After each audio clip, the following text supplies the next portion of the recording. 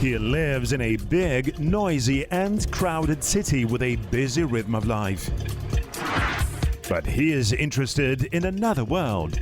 A world with no fuss, where a person lives preserving the heritage of his ancestors and the precepts of nature. Konstantin Kuksin, an ethnographer, traveler, a current member of the Russian Geographical Society, as well as the founder and director of the Museum of Nomadic Culture in Moscow. Nomads of the Great Steppe are his favorite topic, and he can talk about it for hours. Про кочевую цивилизацию. About the nomadic civilization that, like a patchwork quilt, covers our planet. We will talk about all of this on the sacred land of Ulitau. Welcome to Ulitau. Konstantin Kuksin in the new season of Dala Project.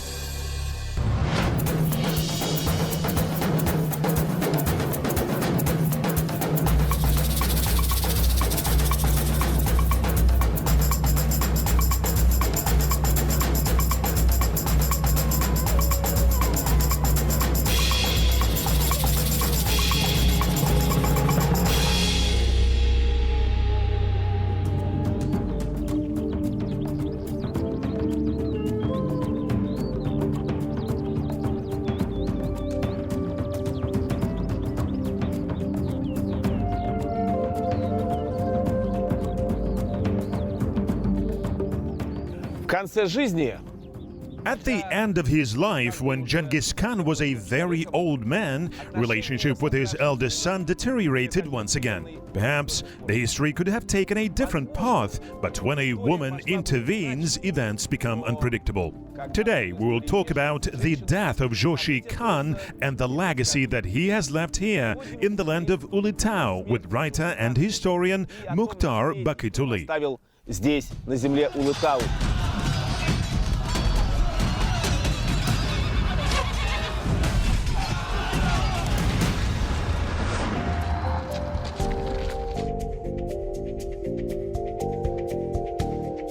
Мой собеседник, писатель и историк.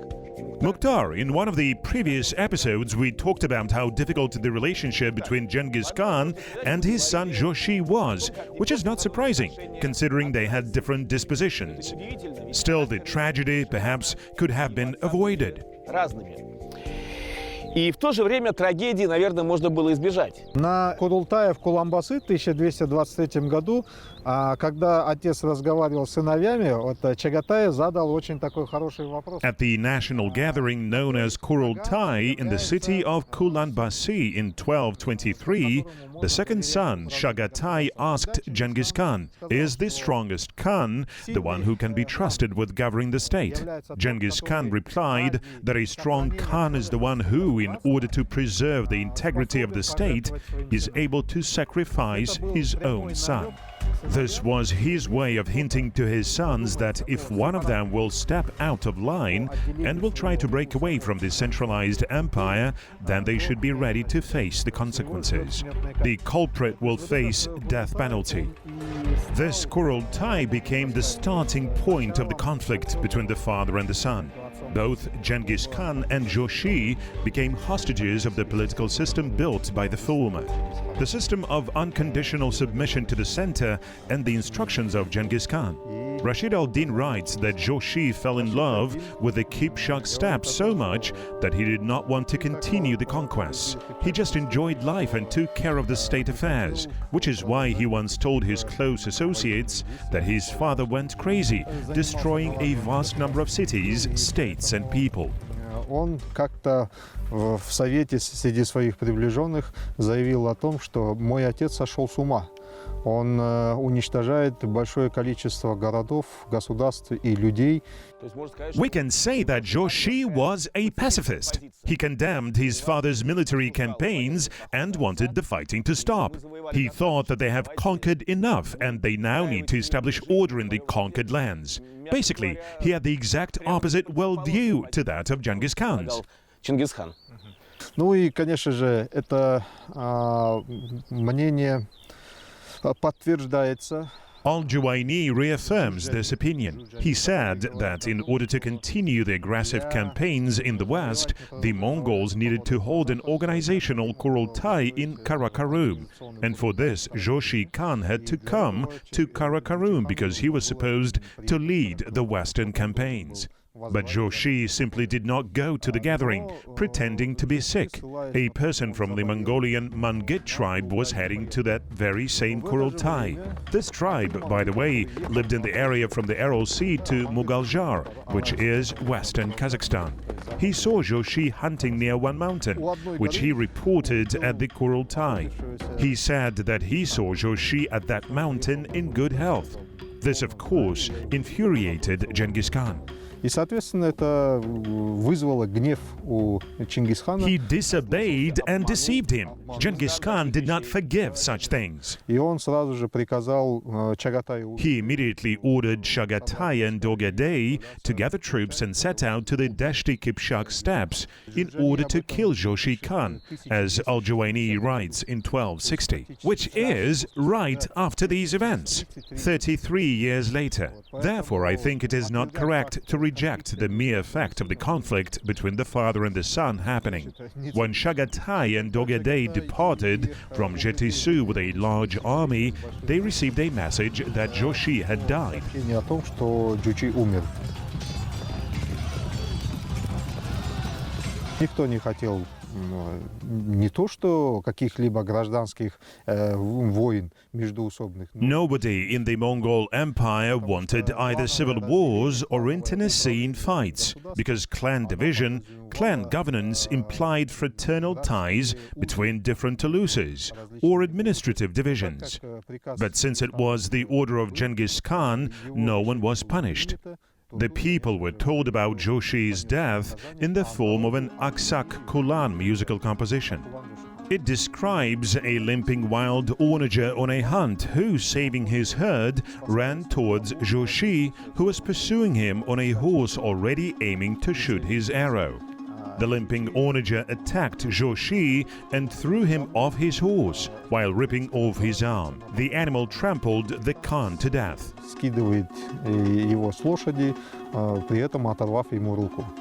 Таким образом, он его затоптал. Moreover, the language of the poem was very allegorical. You can say that the loss of a hand is the symbol for losing the right to power, while falling to the ground is the end of everything, the end of any claims.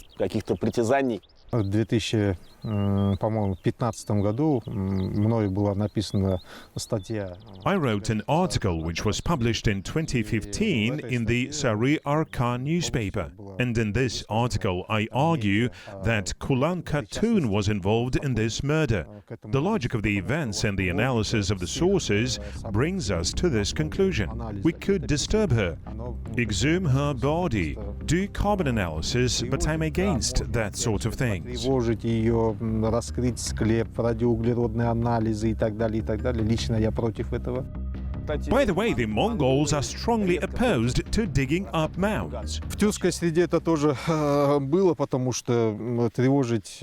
The Turkic peoples also have this belief, because disturbing the remains of such eminent and noble persons would not bode well for the people. Most likely, Kulan Khatun was supervising Zhoshy. She was a reliable eye for Genghis Khan. Genghis Khan is generally a very wise man. After Zhoshy's death, he quickly distributed functions among his children, although he did not live long after that. Его внуков, и при этом он прожил недолго после Джучи. And Kulan Khatun, as a passionate and impulsive woman, having learned about Genghis Khan's order, decided to speed up the process. Plus, she had her own interest. She had sons, who also had the claim to power. Of course, not as strong as the son of Borte, but still, we must not forget about her maternal interests. Perhaps the interests of Kulan as a mother, as the beloved wife of Genghis Khan, and as a confidant, an agent of Genghis Khan in the Kipchak steppe, coincided, and she made a rash decision. However, who could have imagined that Genghis Khan would die so soon?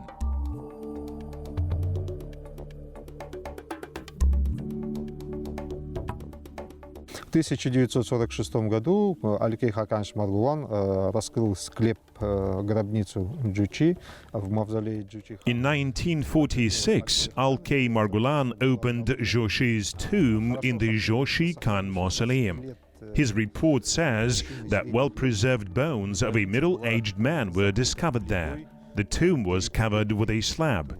It was divided into 9 sections which represent the distribution into 9 provinces, like the provinces of Uyghur, Naiman, Kangli, Kalash and others.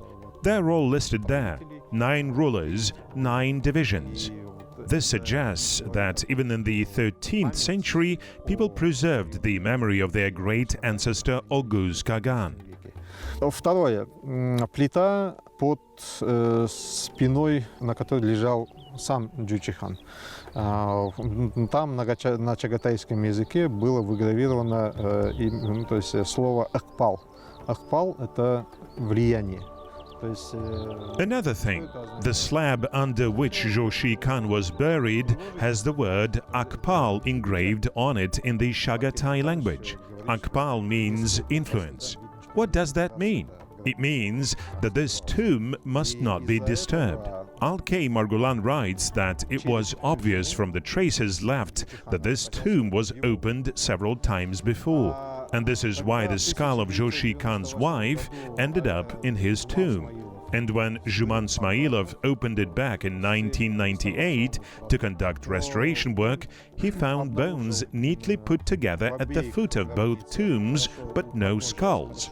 So he started searching for the skulls. In one of his interviews, Juman Smailov talks about this in great detail, how they retraced tags, searched in archival funds and catalogues. The trace led them first to Moscow. From there they were sent to St. Petersburg. There they were offered some skulls, but based on tags and descriptions, they turned out to be the wrong ones. After St. Petersburg, the trace led to Almaty, and in one of the archives of an Almaty museum, they found the skulls with correct descriptions and parameters. Повели уже в Алмату, и в одном из фондов музеев Алматы были обнаружены с четкими описаниями, со всеми параметрами. A little detective story. Да, вот. И после этого оба черепа были возвращены. Они до этого изучались Гинзбургом, вот антропологом Азии. After that, both skulls were returned. Before that, they were studied by Carlo Ginzburg, an anthropologist studying Asia, and were placed back in the crypt.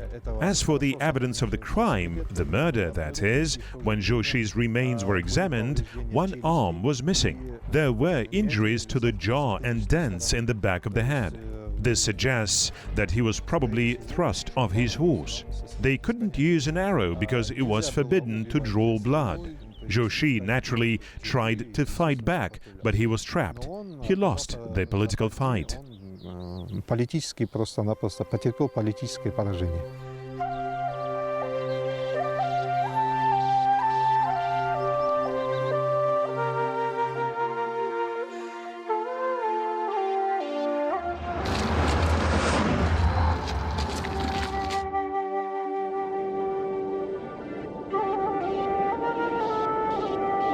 Существует легенда, что A legend says that Kulan Khatun herself had a limp leg, which is why the onager in the tale is also limping. Onager in Kazakh is Kulan. The limp Kulan turns around and bites off the hand of an experienced hunter. We know that Zhoshy loved hunting. What a joke! Everyone understood that this was not about an animal. Ну, мы об этом можем только догадываться на основе этого кюя, потому что именно... Well, we can only guess from the song because it emphasized the fact that this Kulan was limp. As an adversary of opening crypts of such eminent people, I do not want to say that we need to examine the mausoleum of Kulan Ana, but I hope that we will be able to examine her remains using laser scanning and perhaps find certain deformations on her leg. Обнаружены на ее ноге какие-то деформации. When I visited Zhoshy Khan's mausoleum, I met a Kazakh poet Gaziz Yashtanayev, with whom I had a conversation. This conversation became very important to me.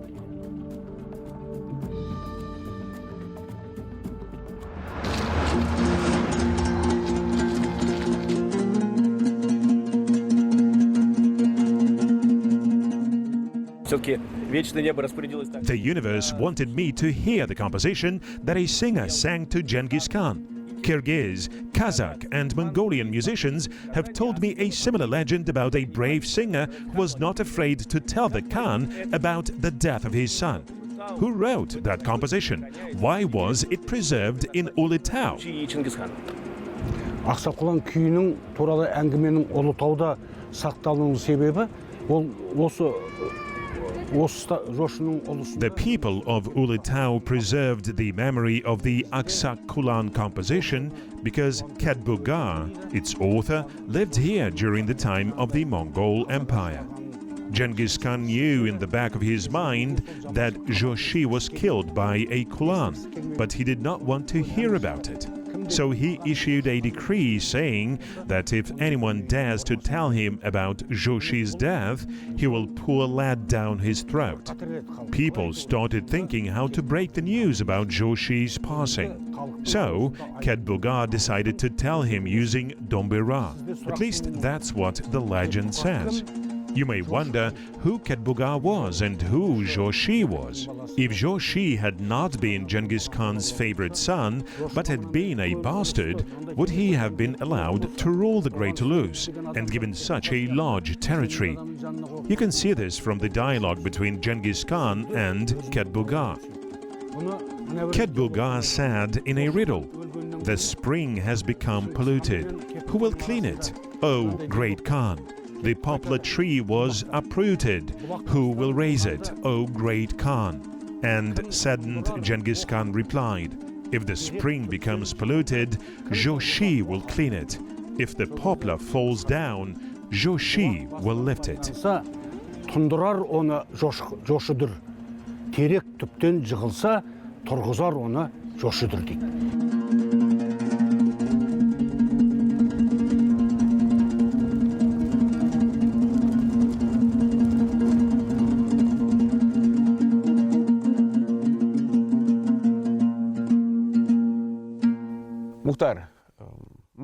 Mukhtar, we as historians know that it is unacceptable to use the subjunctive mood in our field. But still, if Zhoshy Khan had lived, if he had lived longer than Genghis Khan, seeing that the latter died in a matter of months of the former, how would Zhoshy's Ulus develop? Мы можем только говорить, допускать какие-то моменты того, что We can only speculate about what would have happened. After all, Zhoshy was a promising ruler. Still, we must not forget the actual results of the history. He left behind a posterity that played a role in the formation and functioning of the statehood of Zhoshy's Ulus, which later became the Uluk Ulus, or the Great Ulus. Batu Khan and Orda Khan are his descendants. Batu had the power over some foreign rulers. Orda Khan's name was part of Karakorum seals. Also, lately, people have departed from the outlook that Zhoshy's descendants were conquerors, that they were the people who imposed the yoke on local populations. This is changing. Как на людей, которые принесли иго для местного населения и так далее, оно наконец отходит.